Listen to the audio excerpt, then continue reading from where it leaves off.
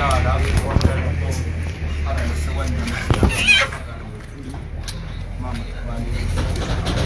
tulina omukyala owalimu naye tuli wano naye tulina kansala wa Wandegeya kansala bagonza Thomas tuli naye tulinawo personal assistant onalwa Mama Ssegirinya tulinawo bakansala n'abalala basitwako mu kaseera kano nja kusaba mukyala wa Honorable Alan Ssewanyana atubuulire embeera nga bweri n'ekitukuŋŋaanyizza ate bw'anaaba nga amaliriza tujja kuyita omwogezi omulala nyabumaama.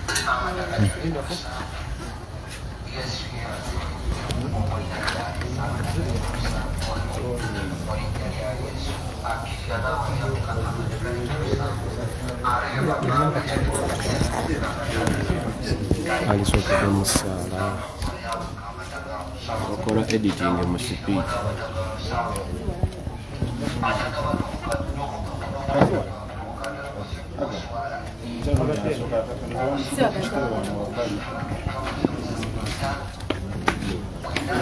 Katika kaseera kano katuwulirize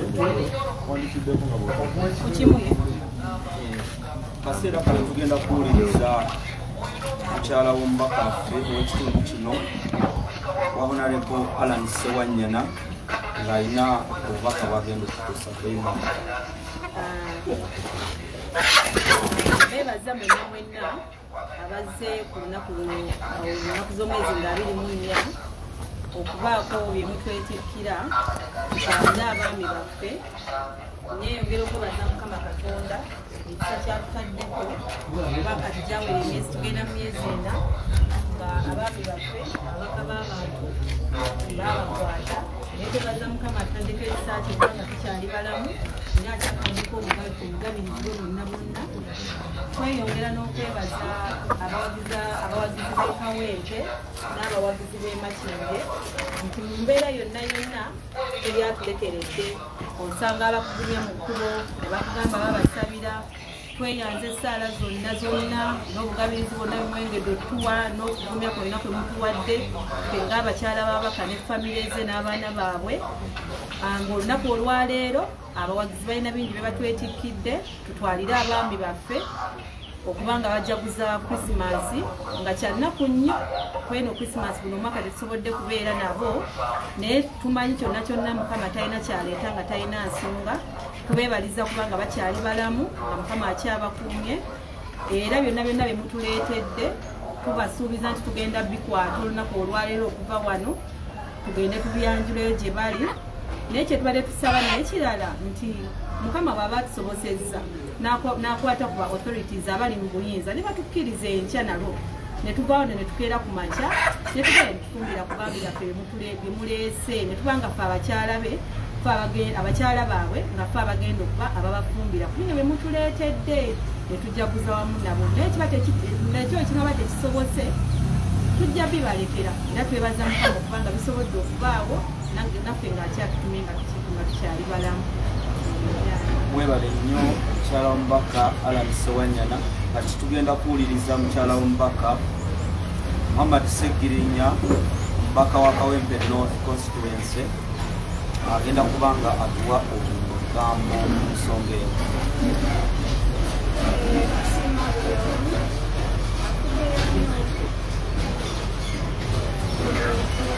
Bemutuleetedde n'obubaka bwe mutuwa buli lunaku n'embeera yonna gyetuyiseemu ebbanga lyonna nga muli naffe era olwaleero tujja kwekikabira ebintu byonna bye mutuwadde tubitwalireko abaami baffe newadde kyanaku nnyo tebajja kujulira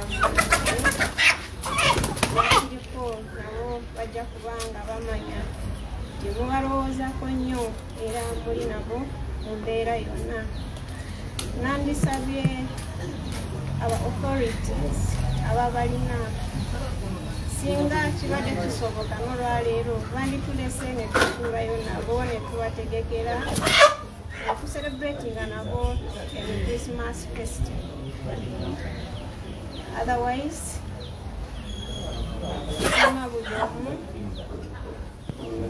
media ababaka bonna abaliwo friends and relatives bonna basimanyo bebalinyo bebalidala tweyanzeege okubajjukizaamu akantu katini nnyo nga mbawa aboogezi abalala abantu abazira kisa ab'enjawulo abaagala ababaka bano Honorable Mamadi Ssegirinya ne Honorable Alan Ssewanyana mu mbeera gye bababeererawo be bakutte ebintu bino ne babireeta okulaba nga bayamba ababaka baffe bave mu KOMERA. Tetutwala bintu bino kigo nti twagala ababaka babeereeyo. Tuli bennyamivu nnyo olw'okulaba nti omubaka wa Parliament naddala Owamachinde West, omubaka wa Parliament wa Kawempe North asobola okumala mu KOMERA emyezi eno. Balwadde era lwe basembyeyo okuva mu kooti, lwe bazibadde mu kooti baakaabye ne balaga obulumi bwabwe. Tusaba gavumenti ne bekikwatako. Abakyala bano balina abaana abato, obwana bubukaaba, embeera si nnungi, n'abalonzi abalonda ababaka bano essiga eddamuzi lisobole okubeera nga liyamba ababaka baffe basobole okuteebwa. Ngenda kubawa ku mikwano egituyambye waliwo omukulu mulindwa we Netherland abamu abatuwadde ku buyambi okulaba nga ensonga eno etambula, ayogereyo ku nsonga ne kansala Bagonza.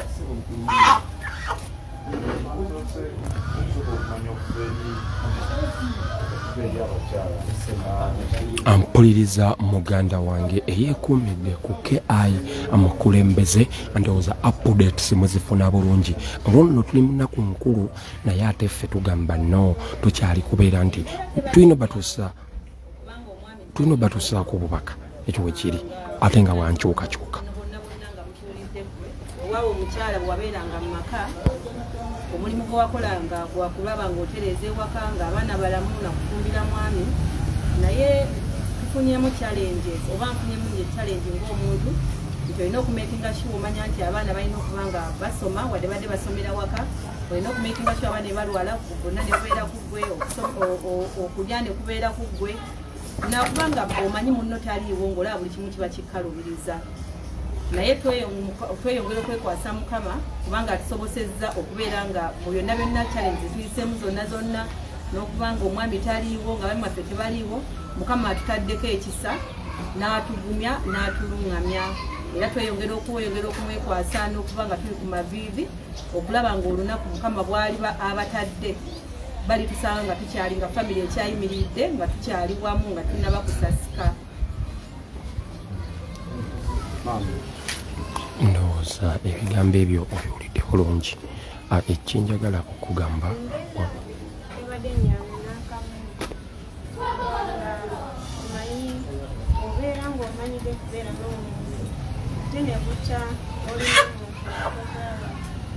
ate ng'omanyi lwali ali bulungi ali mu bulungi kyanaku nnyo omanyi asembayo okwebaka omuwala 2 hours naye nga ekimu nina okukibulira until the last date when tuwira bajja kubanga bakomawo.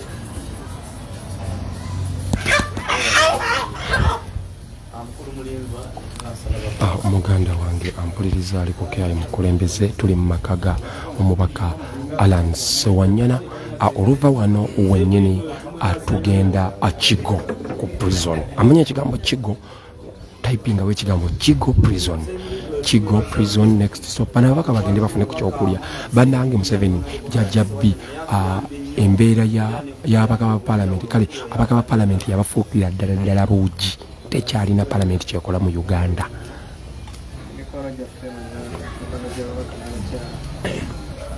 Olwaleero tumiddwa bannange okuva Netherlands akwatibwako ku nsonga eno okusingira ddala waliwo omukyala omweta Mike mukabuga Eindhoven Netherlands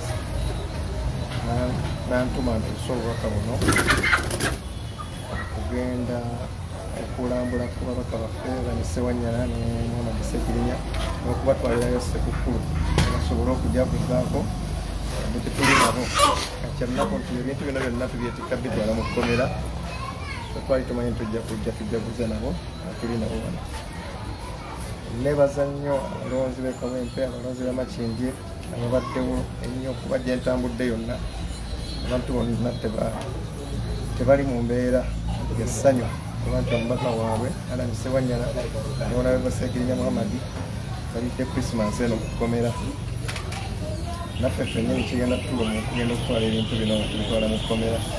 Naye ndyongera okugumya abakyala babeere bagumu, omukyala wa Honorable Ssewanyana, omukyala wa Honorable Ssegirinya babeere bagumu. Abantu bonna bali ku sayidi yammwe yonna obulaaya batunuulidde omusango gwa Honorable Ssegirinya ne Honorable Ssewanyana. Abantu bonna batunuulidde omusango gugenda kuggweerawa. Kiki ekibavunaanibwa, kiki kye baakola. Faffe tubadde tukolagana nabo mu mbeera zonna nga tukolagana nabo mu mbeera za kuyamba bantu. Nekyatukubabola nnyo okuwulira nti bagamba nti ate abantu be tuyamba tube batemula. Ensi yonna etunuulidde omusango guno, amaaso gonna gali ku musango gwa Honorable Ssegirinya ne Honorable Ssewanyana. Tusabe tutambule bulungi, tubatwalira ebintu bino naye nga tubitwalira mu maziga amayitirivu. Si ssanyu tubatwalira basanyuke teri ssanyu mu Komera. Naye bwekuba twagala basanyukeko kale basanyukireko eyo gye bali balyeko bulungi ate nabo bakimanye nti tuli nabo buli kimu. Nga kansala Bagonza bweteeka tujja kusaba abakyala batuweeyo ka kondi ak'Olusungu prefer in English ku nsonga eno eriwo. Ampuliriza eno embeera eri wano mu maka ga omubaka Alan Ssewanyana. Nze nno nga KI mukulembeze ebintu nabitegeera nti banaye buli kikwatibwako ku struggle. At least I will try my level best. I will try my level best to do okubeera nti mpeereza kasita kibanga kirimu NUP, kirimu struggle, kirimu people power, kindly I can just okubeerawo.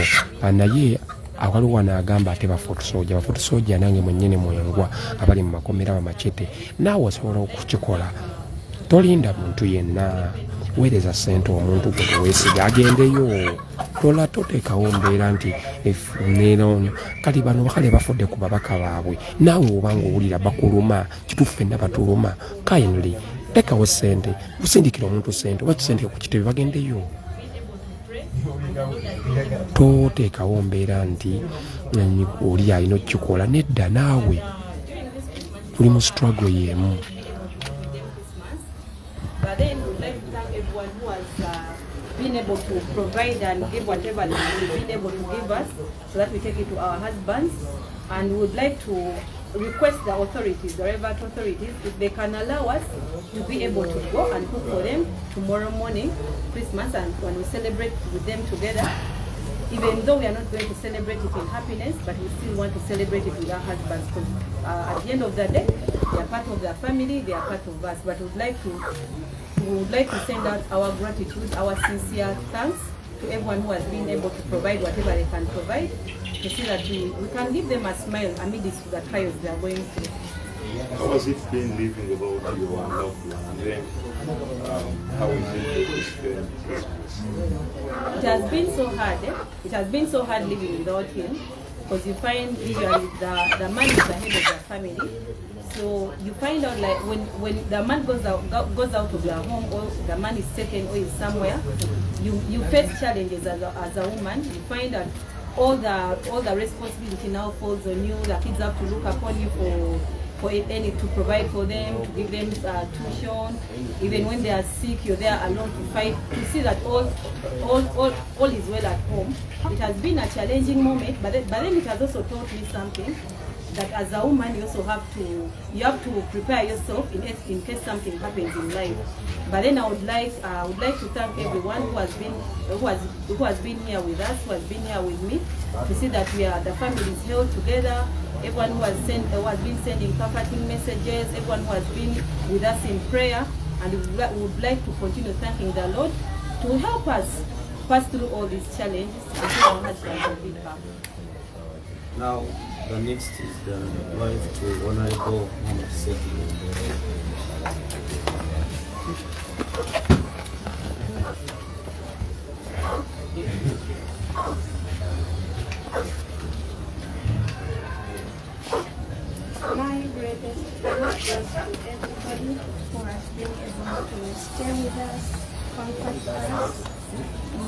trying moment, and I really thank God for giving us confidence and giving us comfort in this trying moment. It has not been all that easy since our husbands just left abruptly, and we really didn't have any knowledge about how to handle. But good enough, I personally have learned a very good lesson. I can still stand in any trying moment. Then I thank all the people, especially my in-law Maggie in Netherlands, Mr. Mulindwa who is present here, all the leaders, friends and relatives who have been there for us.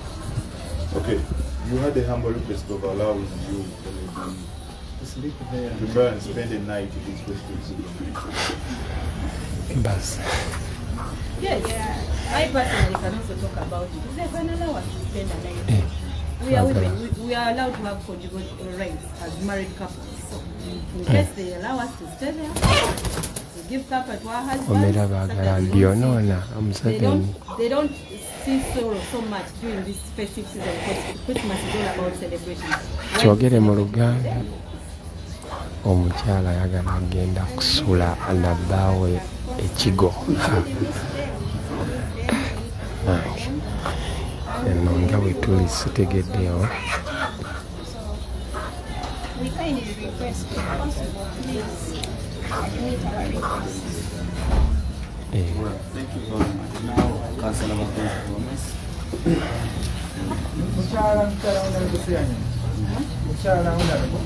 Omukyala Honorable atuddiremu conjugal rights. Ekigambo ekyo kikulu nnyo. Okwegadanga. Okwegadanga.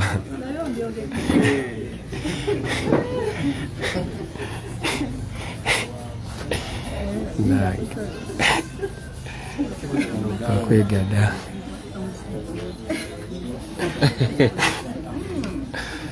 Ssegirinya atoboka sifidi. Ati novunulira ono mugwe wasinga. Kaakati kyembadde nsaba abakulembeze n'abali mu buyinza bwe tutusaba tuteekayo okusaba kwaffe baba basobodde ne batukkiriza tetufunayoko ekiro kimu n'abaami baffe ng'engeri enkya gye lugenda okuba nga lunaku lukulu lwa kucelebratinga siganye nti no tucelebratinga nti tuli basanyufu bali eyo naye nga naffe abakazi tulina ekibanja obufumbo ogenda obuyingira ng'omanyi kyojjiriridde okyo nga byebimu tulina otutuukiriza ng'abafumbo singa basobola otukkiriza ne tufuneko ekiro kimu ne tugenda okuyingira mu Christmas naye ffe tuli basanyufu nga nabo basanyufu. Ez'ensonga si zange. Ez'ensonga nze si zange. Omukyala agambye baawe pale mu makomera naye ate bamisinga nale tole muswago naye olw'akantu akakusetsa bamisinga eyo embeera y'obukyala oba embeera y'obukyala yebeera etya abagamba nti nno singa babawaayo ekiro kimu b'ofisa nekiggwa naye naye kyayi mukulembeze abakyala batuvuze sipiidi wano. N'abalonzi ba Kawempe North n'aba Makindye West okulabika nti at least twesa omukisa guno ngeri ki nti tusemberedde amazaalibwa ga Kristo ate nga abaka ba Parliament bamaze ebbanga lye twali tetusuubira mu kabulamuliro okulabika nga batuukako twongere okubawa obubaka obw'essuubi okuva eri mikwano gyabwe naye nga amazima agaddala mu mbeera entuufu abaka ba Parliament baali badde nga bamala ebbanga lino lyonna n'ennaku enkulu ko n'omwaka okubasanga nga bali mu kabulamuliro awali ku misango egyekuusa ku byobufuzi.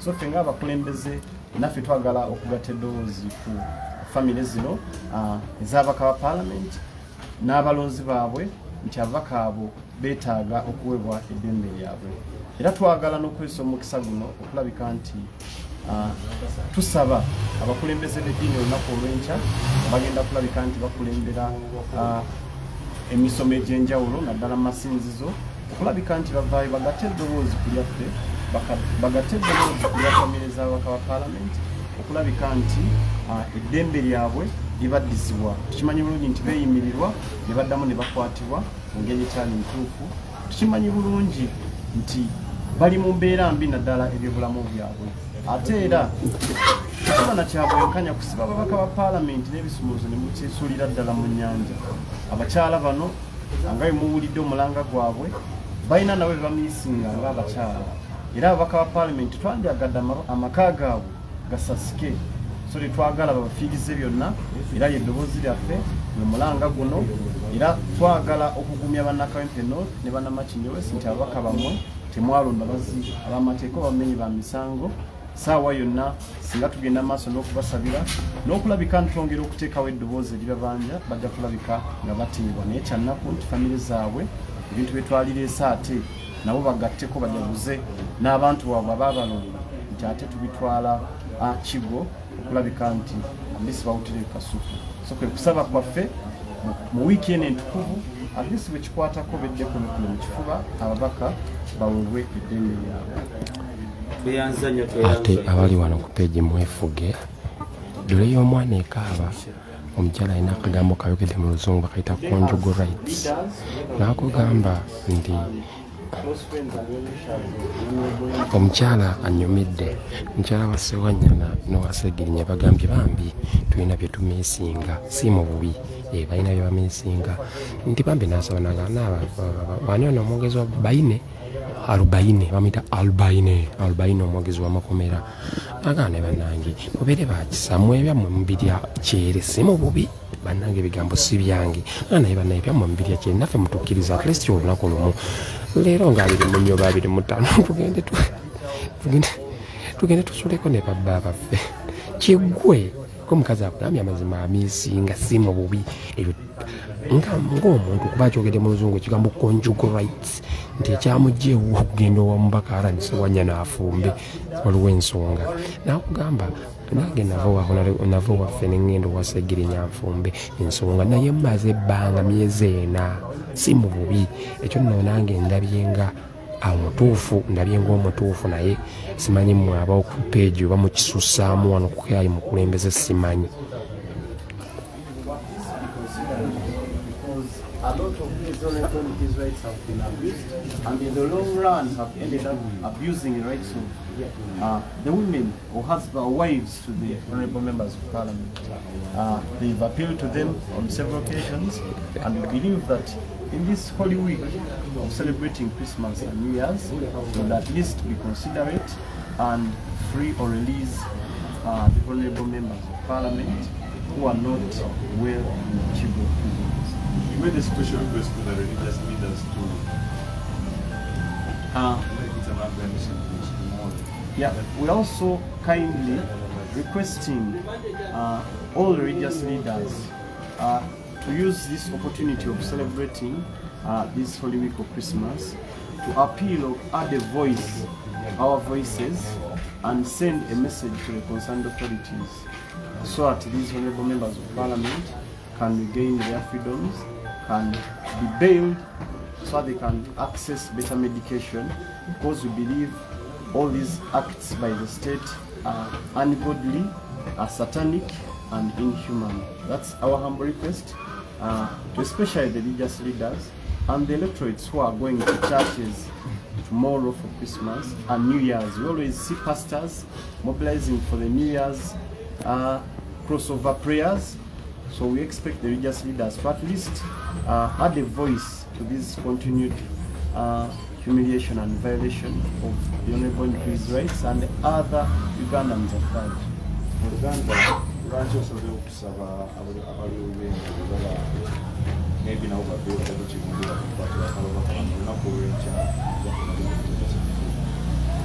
Fenga abakkiriza era abakimanyi obulungi nti abakulembeze balondebwa Katonda, twagala okutwala omukisa guno kulabika ntusaba bannaddiini abagenda mu masinzi olunaku olw'enkya kulabika nti bakulembera ebisomesa emisa ne services ez'enjawulo, saako n'ezo eza New Year's.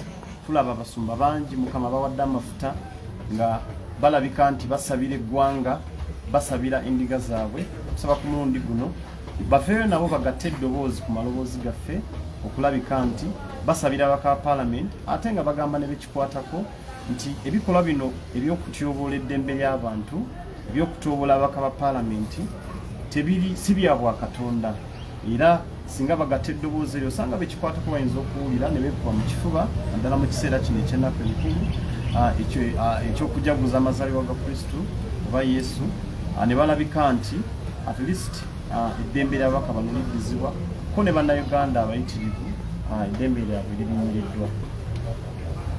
tweyanze kati mu kaseera kano ekiddako kugenda Kigo okulaba nga tutwalira ababaka baffe ebintu era nga byebyo ebintu bye tugenda okutwala. Twagala okwebaza bannamawulire abaliwo, mwebale nnyo, mwebalire ddala.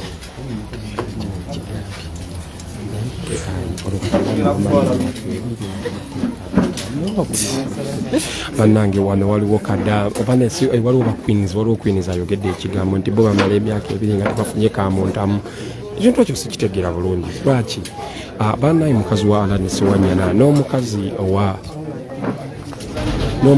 owa Honorable Ssegirinya bagambye bannange bantu mmwe mutukola obugenyi bamita albaine muyina engeri gye mubikolamu ebintu mwebyamwe mubikola ne musavuwalingisa naye ate naffe twetaaga babba baffe. Omukazi n'asaba ekisinza okunsesa asabye bagendeko basula ekiro kimu mu KOMERA.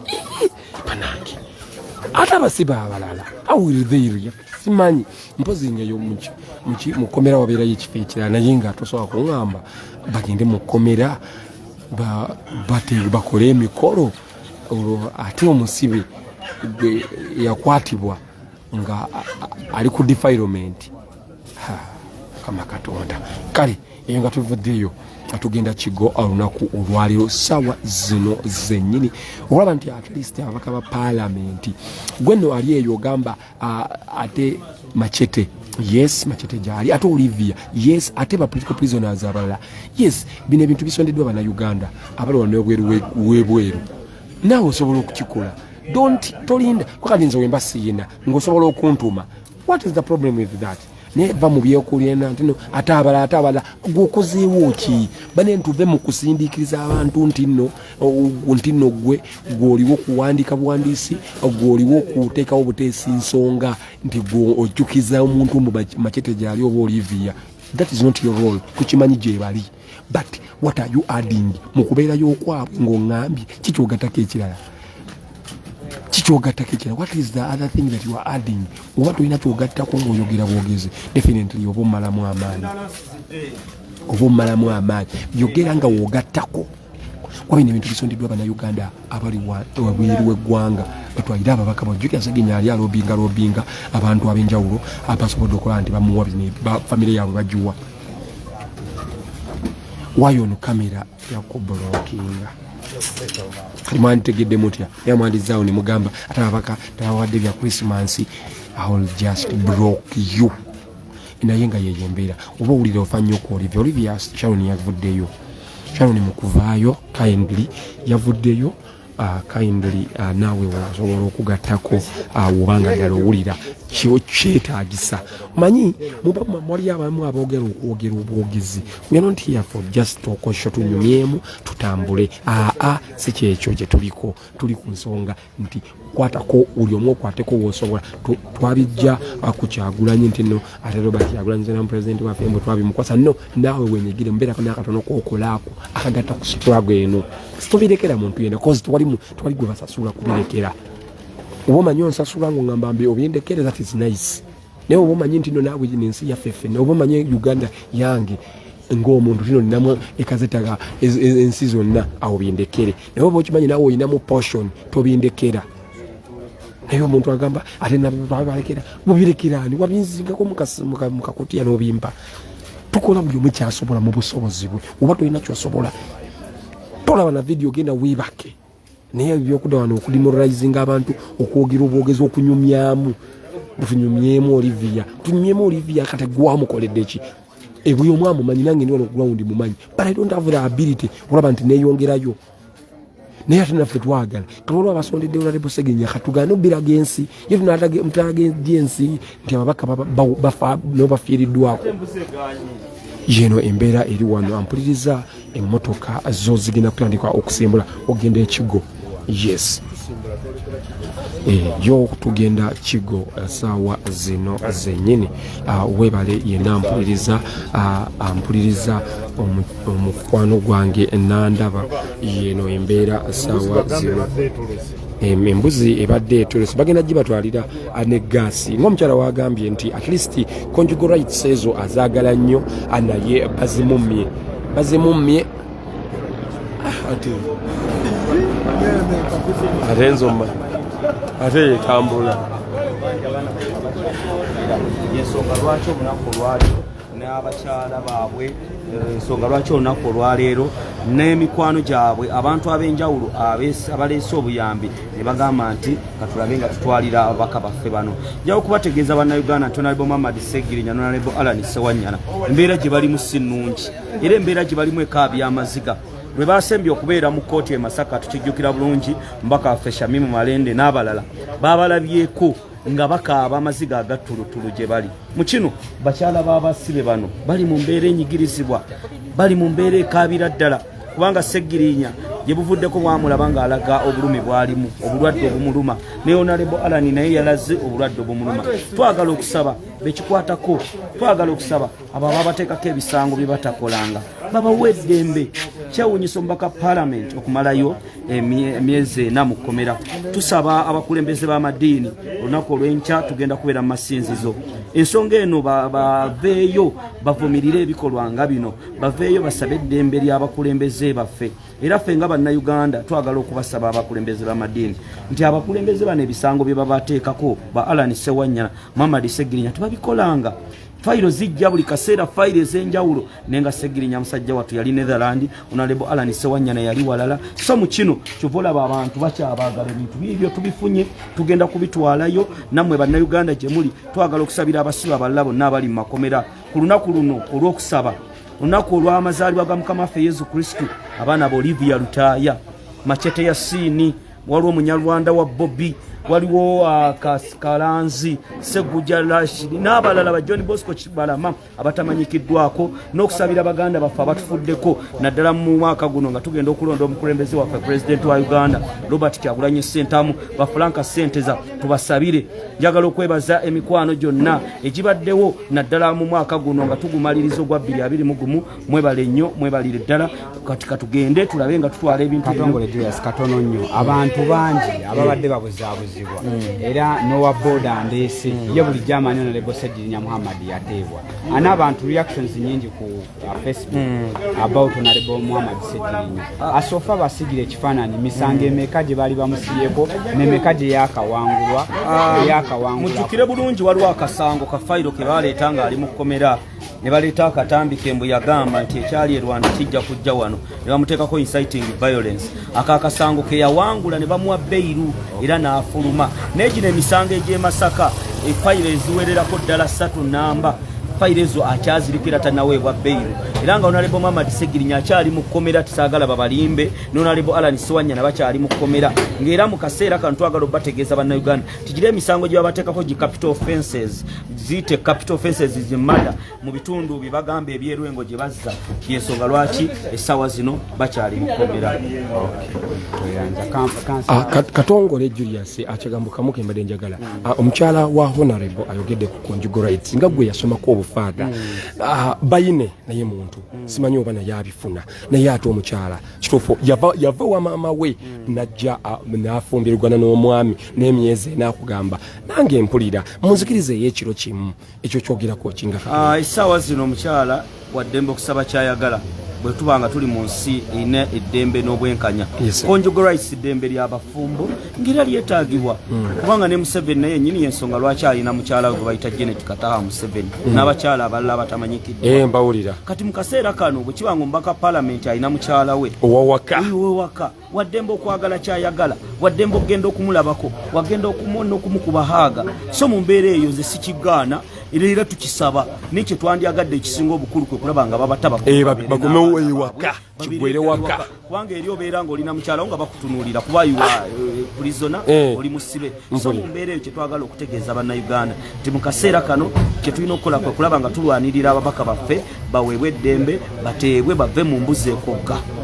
Oyo Katongole Julius Mumira nsanafu olyongerangako ne wemba siriiwo olyongerangako ne wemba siriiwo olekera wali ku Kigo prison era kyemanyi nti baganda baffe bangi nnyo n'abalabanga nti battedde embuzi balinayo ente bazirese dda ziri wali zitulinze tugenda kubeera nga tuzisanga wali ku Komera so bingi nnyo bye tugenda okubeera nga tutwala era obudde buno mbagamba mwekumire ku page zaffe zino JB Muwonge Sita Uganda empya KI Mukulembeze ne the updates online page. Mukama wange nga tona bagenda kimu gwe nakulaba ng'otwala Sauda Madada embeera ki bantu bayika update akati Sauda Madada embeera gyali musinungi we yali mu kalulu ka by-election wali mu district e Kayunga abasirikale ba MUSEVENI bamulinnya ekigere mu kifuba muganda nkavuma Sauda Madada asesema musaayi this is the reality kijje kunze tayinza kumala dakiika 3 nga tanasesema musaayi so bwe twavaawo bamuwalifaro bamulifalinga ku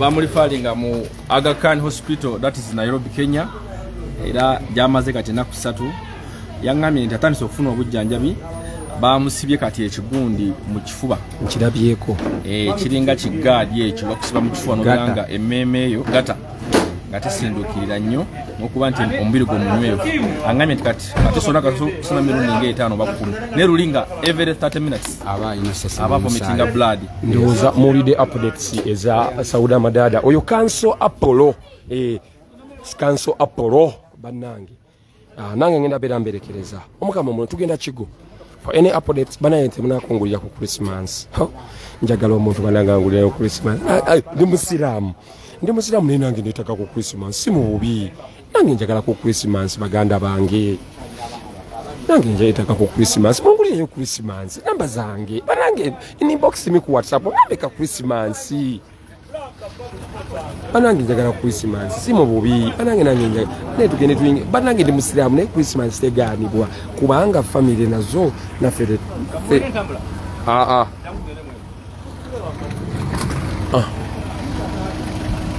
Tani wa Mungu sasa kwa Sí, sí, pero me llamó. Vamos a la vida accidente.